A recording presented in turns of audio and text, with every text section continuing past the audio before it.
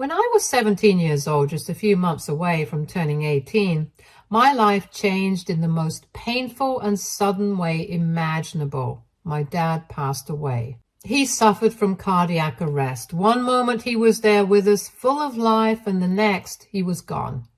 It's still hard to wrap my head around how quickly everything shifted. There were no warnings. No gradual lead up to say our goodbyes or prepare ourselves emotionally. Just like that, my dad, the person who meant the most to me, was ripped away from my life. We shared an incredibly close bond. He was the one I turned to for advice, comfort, and laughter. So losing him felt like losing a part of my soul. After my dad's funeral was done, when we were still in the haze of grief, my dad's lawyer gathered the family together to announce his will. My dad was in no way a very wealthy man, but he had always worked hard for his whole life and had made the right investments. The lawyer announced, to the shock of everyone, that he had pretty much left everything to me. The family home also belonged to him, and he had signed over the deeds to the house in my name. At first, I didn't fully grasp the weight of what that meant, especially in the midst of dealing with the grief of losing him. But while I was still processing it, my mom was absolutely furious. The moment she heard that the house was now legally mine, she started to yell and loudly ask the lawyer to show her the will for verification. For context, my parents had one of the worst marriages in history. There was constant tension between my mom and dad, and it wasn't as though one person was to blame. Both of them had their flaws. They had originally gotten married out of love, or at least that's how they described it, but whatever love there was once had quickly faded away. Their differences started to grow more and more, and their love was replaced by resentment and frustration. Both of my parents were very career-oriented, and while you might think that would give them something in common, it actually drove them further apart. My mom couldn't stand my dad's success. This was because when she chose to have a child, it made her miss out on her career for several years. To be clear, my dad never forced her.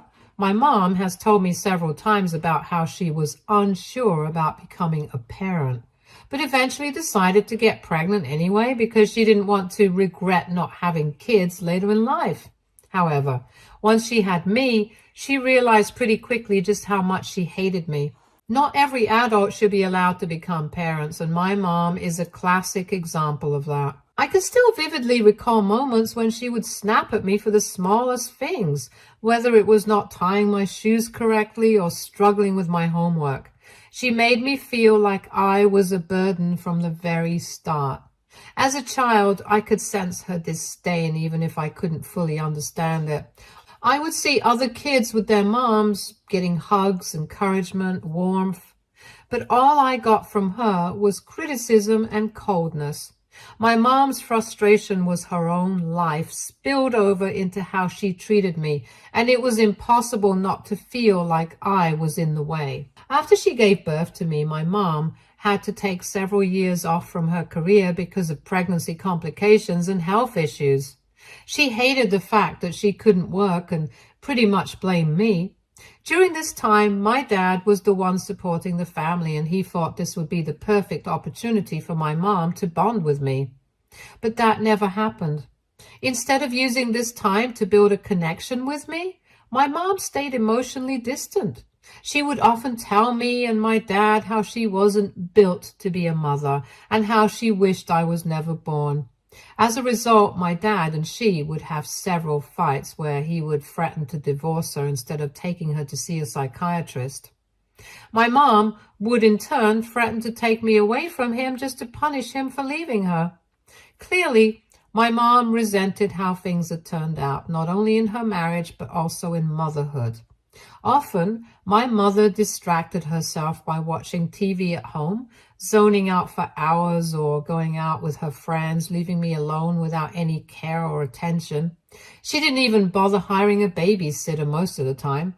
I was left to fend for myself.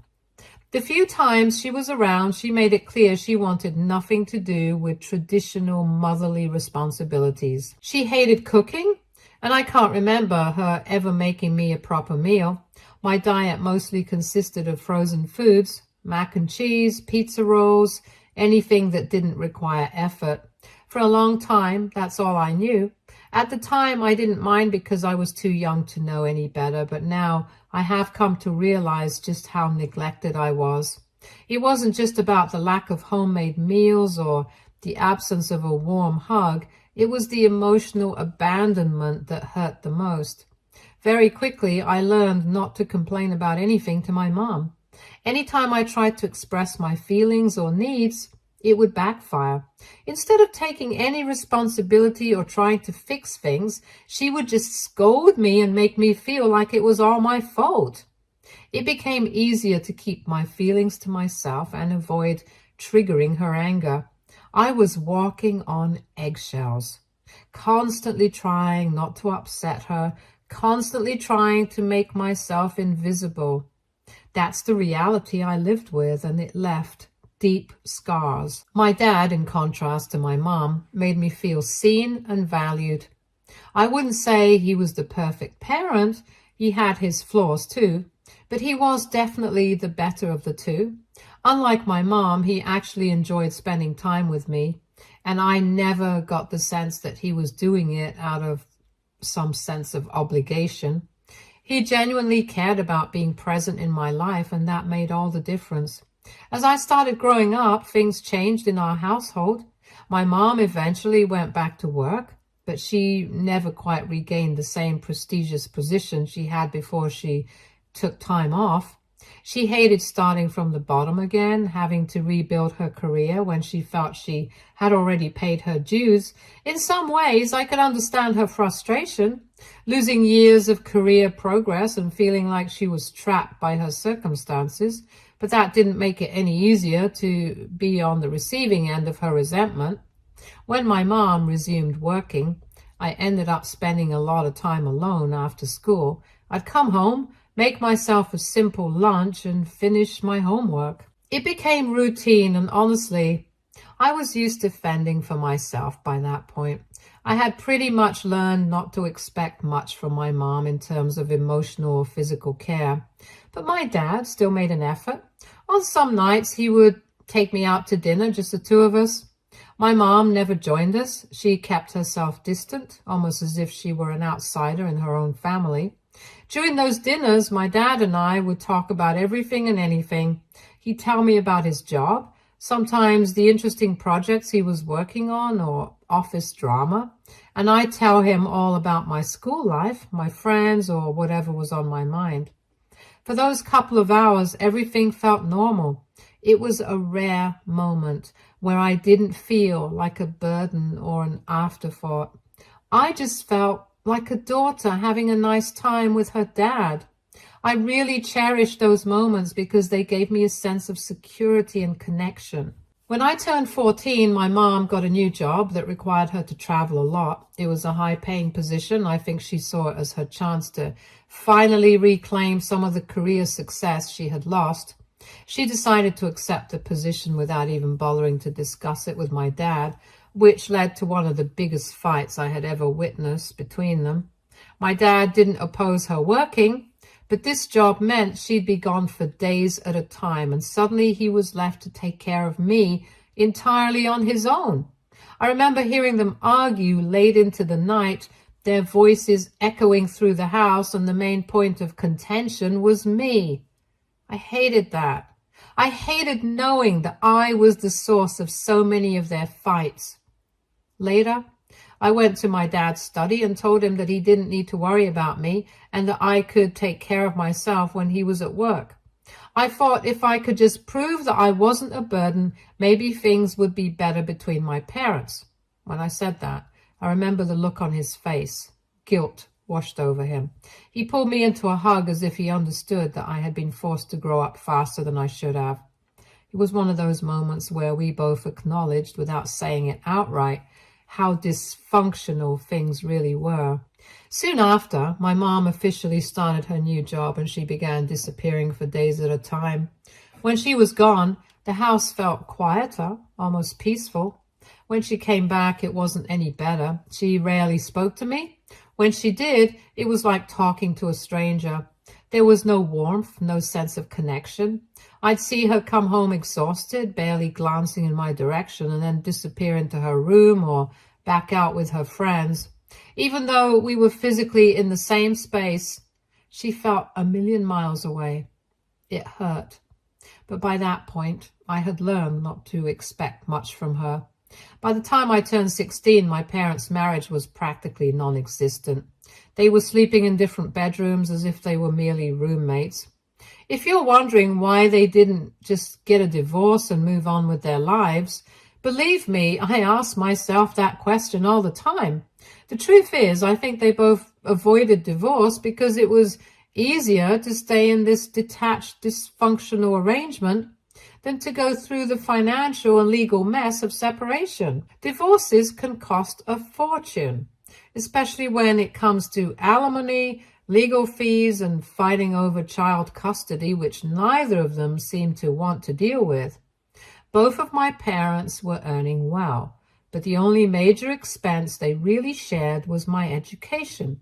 Aside from that, they barely spent anything on me. My dad owned the house, so there wasn't much they had to split financially other than the household bills.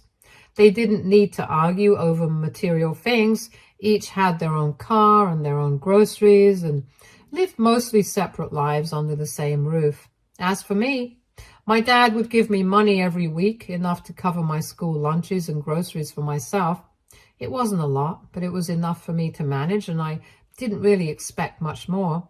They were wrapped up in their own lives and their own resentments, and I had adapted to living in the background. When I was about to turn 17, I decided I wanted to have a birthday celebration for myself, something real for a change. Up until then, my birthdays had always been a bit of a non-event. My dad, bless him, had a habit of forgetting my birthday unless I reminded him. Once I did, he'd make an effort, usually getting me a cake, and we'd either celebrate quietly at home or go out for a simple dinner. But it was always just the two of us, never anything more. This time I wanted something bigger. I wanted to invite my friends over and have a real party. Surprisingly, my dad agreed. He said it was a great idea and helped me plan it. My mom, of course, refused to attend. She didn't even bother with an excuse. She just made it clear she didn't want to be involved. Honestly, I didn't care at that point. I had gotten used to her absence, both physically and emotionally, so the fact that she wouldn't be there didn't faze me. For the first time in my life, I got what I had wished for. A birthday party with friends, laughter, and joy. It wasn't extravagant, but it was perfect for me.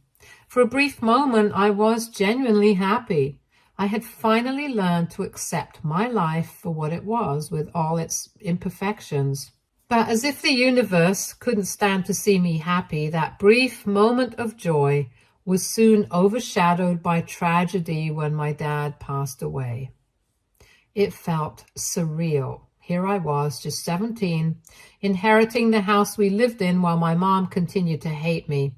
She couldn't stand the fact that my dad had given me the house and made her disdain towards me very clear.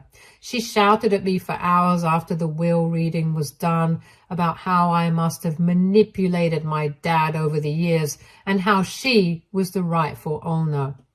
Then her tactics changed. She started to convince me to change the deed of the house to her name. Thankfully, my grandparents, my dad's parents, stood up for me. They made sure that my mother could not manipulate me.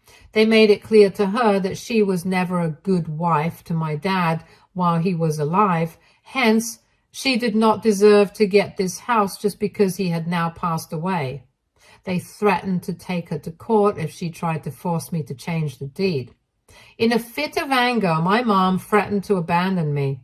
She said that since I was selfish enough to not give her the house, she wanted to teach me a lesson, to show me that I couldn't survive without her. It was almost as though she wanted me to believe that I was incapable of living on my own, as if losing her too would make me realize how much I needed her in my life. My paternal grandparents didn't back down. They told my mom that if she left, they would step in and take care of me. They told her that unlike her, they would be there for me, not just until I turned 18, but for the rest of my life, no matter what. Just 2 or 3 weeks after my dad passed away, my mom made good on her threat and actually left. Before she left the house, my mom threw out my dad's entire comic book collection, something he had cherished and collected for years, as her one final act of revenge. She clearly did it out of spite in some way to hurt me, to erase him, to make me pay for whatever anger she harbored inside. She told me how I would come crawling back to her in a few years when I had amounted to nothing. Her words were venomous, designed to break me down even more at a time when I was already feeling completely lost. She abandoned me as if I meant nothing to her. The fact that she could walk away so easily, so soon after my dad's death, was something I couldn't wrap my head around. It was like I had lost both parents within the span of weeks, and the weight of it was crushing. My paternal grandparents, true to their word, moved in with me. They did everything they could to provide me with stability and care during this time. My grandpa and grandma were kind, gentle souls, and they knew how deeply I was hurting. Even though they were grieving too, they put their own pain aside to be there for me. Meanwhile, I was just trying to survive day by day. My heart was heavy with the loss of my dad, and the abandonment by my mom left me feeling even more isolated. It was like I was living in a fog, unable to fully understand what was happening around me. Each day, I forced myself to get up, get dressed, and go to school. I was still in high school, and as much as I wanted to shut down completely, I knew I had to finish my education so I could be someone in my life. My mother's words kept ringing in my head about how I would be nothing without her. I made a promise to myself that I would work hard for the rest of my life and make sure that I was successful. During this incredibly difficult time in my life, my maternal grandparents also made a point to check in on me frequently. They were as shocked and upset as I was by my mom's actions, and were furious that their daughter had abandoned me after my dad's death. In fact, they carried a lot of guilt for it. For the past 5 years, I've worked hard to build a life for myself. Despite everything, I managed to push through, graduated from college last year with honors, cum laude, and landed a great job in IT. The job has been an amazing opportunity, especially since it allows me to work remotely. This flexibility has given me the chance to travel the world while still working, something that feels like a dream considering everything I've been through. I never thought I'd be in this place, living a life that feels full of possibility, but somehow I made it through those dark days. I still live in the house that my dad left me, and it has been a blessing in more ways than I can count. Not only did it provide me with stability during college, but it also allowed me to save a significant amount of money that I would have otherwise spent on rent. The money my dad had left for me, and some more financial help from my paternal grandparents, helped me get through college without any student loans. After getting my job, I've been slowly renovating the house, room by room, to make it more of my own. Each update in the house feels like I'm reclaiming and putting my own stamp on the place that holds so many memories, both good and bad. My paternal grandparents, though they've moved back to their own home now, continue to check in on me regularly. I visit them as often as I can, and our bond remains strong. I'll always be grateful to them for stepping in when I needed them the most. As for my mom, she had never contacted me once in all these years. I did hear bits and pieces from cousins on her side of the family, and from what I've gathered, she has never regretted her decision to walk away from me. I also heard through the grapevine that she got remarried and is now living a very extravagant life with her new husband. I suppose in the end she got everything she ever wanted, a life free from responsibility, living on her own terms. Last week, out of nowhere, my mom reached out to me for the first time in 5 years. She started with an email. She probably got my email address from LinkedIn or maybe through someone. In the email, she wrote about how she wanted to talk, saying she had missed bonding with me all these years. When I saw her name in my inbox, I didn't feel anything. No anger, no sadness, no longing. If this had happened 5 years ago, I probably would have been desperate for her attention, craving her approval, and jumping at the chance to reconnect. Back then, I would have done anything to get her love. But now, it was like reading an email from a stranger. Her words didn't stir any emotions in me. If anything, I felt irritated just seeing her message. So I made the choice not to reply. After that, she began calling me incessantly. I have no idea how she got my number. Maybe one of my cousins gave it to her. But she left me several voicemails, and in each one, she talked about how much she would love to meet and reconnect. I ignored every single one. I had spent years moving on, healing in my own way, and I didn't need her dragging me back to that dark place. Then last week, she sent me a long text message. This one was different. She said that she truly regretted everything she had done and that she wanted to just meet up and apologize. She claimed she had done some serious thinking over the past few years and now wanted to make things right with me. I would be lying if I said I wasn't a bit curious. After reading that message, for the first time, she seemed to be taking accountability for her actions, something she had never done before. I wasn't ready to forgive her, but I did wonder what had caused this sudden change of heart. Was she really sorry? Could she actually mean it, or was this just another selfish ploy to ease her own guilt? The next time she called, I picked up. Her persistence was starting to get under my skin, and I wanted to know what she really wanted. So when I answered, I bluntly asked her what it was that she wanted from me. I told my mom to speak quickly and made it clear that if she didn't have something worthwhile to say, I'd block her and be done with it all in the next 5 minutes. She immediately panicked, begging me not to cut her off. Her voice cracked as she said she missed me. And now that she was older, she hated herself for everything she had done. I could hear the desperation in her voice as she apologized over and over, telling me she had finally realized the gravity of her actions. She went on to say that she understood if I didn't want to have a relationship with her. That much was obvious, but what she really wanted, she claimed, was just to meet with me. She said she wanted to explain why she had done what she did all those years ago, as if there could possibly be any explanation that would justify abandoning me. I couldn't help but scoff. I had heard enough excuses from her to last a lifetime. I told her I had already made peace with the way things were and that I had accepted everything without needing any closure from her. I didn't need to know her reasons. I didn't care. But she kept pushing me to at least have dinner with her. She promised that if I didn't like what she had to say, I could walk away and block her, and she would never bother me again.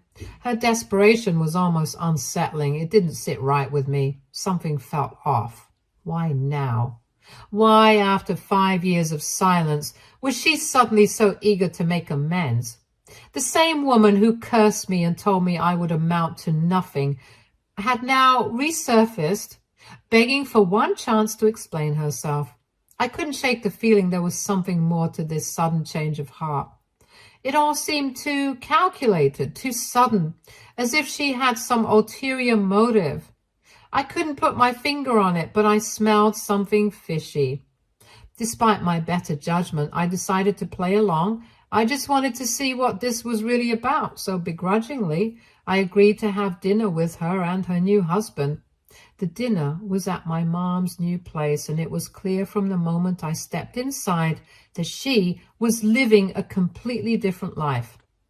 The house was incredibly posh, decorated with lavish furniture, expensive art, and elegant touches everywhere. Her new husband, Bill, seemed warm and friendly enough. He introduced himself politely and we made small talk, but the whole atmosphere felt awkward, like there was this giant unspoken tension between us. During dinner, when I excused myself to go to the bathroom, I couldn't help but notice the bedrooms as I passed by. They were beautifully decorated, almost as if they were from a high-end catalog. What caught my attention even more were the photos lining the walls, pictures of my mom and Bill smiling together, traveling to exotic locations around the world. They seemed happy and carefree. Seeing that made me sad. She was never like that with me and my dad. I had never seen her smile like that with us. The contrast hit me harder than I expected, and I stirred up feelings I thought I had buried. As I was walking back from the washroom, I heard my mom and Bill talking in low voices. They hadn't noticed I was coming, so I paused, curious, trying to listen to what they were talking about. This is when I heard my mom telling Bill how much she hated seeing me and how much I reminded her so much of Dad. My stomach dropped. Bill was trying to console her, but she just kept going, complaining that she wished she didn't have to go through with this whole dinner. Impulsively, I pulled out my phone and started recording. I don't even know why. Maybe it was just a reflex, like part of me wanted proof of how vile she really was. Maybe I thought I'd watch it later to fully process what was happening. Either way, I hit record. That's when I heard my mom tell Bill that if it weren't for her parents insisting that she reconnect with me, she never would have reached out. She went on to say that she hated her parents for pushing her to do this and that she was only going through the motions to secure her inheritance from them because of their conditions. Hearing her say those words, hearing that this dinner, this whole charade, was just a means to an end for her, made everything click. It all made sense now. My mom hadn't suddenly developed a conscience. She hadn't done any deep reflection, and she certainly didn't regret abandoning me. My instincts had been right all along. I stood there for a moment, frozen, my heart racing. I had suspected something was off, but hearing her say she hated being around me, that she didn't want to be doing this, cut deeper than I thought it would. After all these years, after everything, she was still the same selfish person who only cared about herself. I turned off the recording and walked out. The moment she saw me, she fell silent. Without saying a word, I thanked Bill for dinner and headed for the door, ignoring my mother as she kept calling after me, asking why I was leaving so abruptly. Later, she messaged me, accusing me of embarrassing her in front of her husband and wishing I could be more open with her, because after all, she's my mother. I'm absolutely furious with her and haven't texted her back. AITA for walking off in the middle of dinner after what I heard my mother talk about. Update 1. I want to clarify that the reason I didn't confront my mother right then and there in her house after what I heard is that I've always accepted her for who she is. It didn't really surprise me, to be honest. I knew she had an ulterior motive all along, and I was right. I'm actually glad I met with her and got that recording. I plan to confront my maternal grandparents with it tomorrow and get to the bottom of things. Update 2. So I met with my maternal grandparents and shared everything with them. At first, they were pleasantly surprised that my mother wanted to reconnect with me. But once I played the recording of her telling Bill that her only motive was the inheritance, their expressions quickly changed. My grandfather looked furious while my grandmother apologized to me. She confessed that they had been discussing their will recently and had made it clear to my mother 2 months ago that they didn't want to leave anything to her because they were too disappointed in her after she had abandoned me. Instead, the inheritance would go to their older children. My mother had begged them to reconsider, and that's when my grandfather told her that if she reconnected with me, she could be included in the will. In her desperation, she had decided to reach out to me. I shook my head as my grandfather awkwardly apologized and said he thought it was a good idea at the time. He told me he believed my mother had finally matured after all these years, but clearly he was mistaken. I told him not to blame himself, and that he and my grandmother should have known better. My mother is just self-centered. Thankfully, I wasn't fooled and caught her right at the start. My grandfather promised me that instead of giving my mother her share of the inheritance, he was going to give it to me instead. Update 3. After my talk with my maternal grandparents, it wasn't even a day before my mother called, screaming at me. I hadn't blocked her on purpose. I knew this was my chance to get my revenge on her and unload everything. She yelled at me for exposing her to her parents and claimed I should have talked to her first. She said I had no right to confront Grandpa and threatened to ruin my life.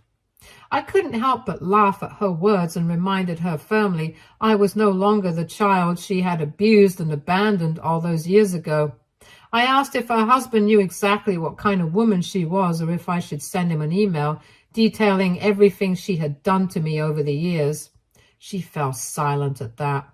I told her I still had the recording from dinner where she confessed her true motive and that I wouldn't hesitate to expose her publicly to all our relatives and cousins if necessary. She backtracked, insisting that I should have at least some respect for her as a parent and not threaten her since she was the one who gave birth to me after months of suffering. I scoffed and reminded her that it was her choice to go through that, and she couldn't keep holding me responsible for it after all these years.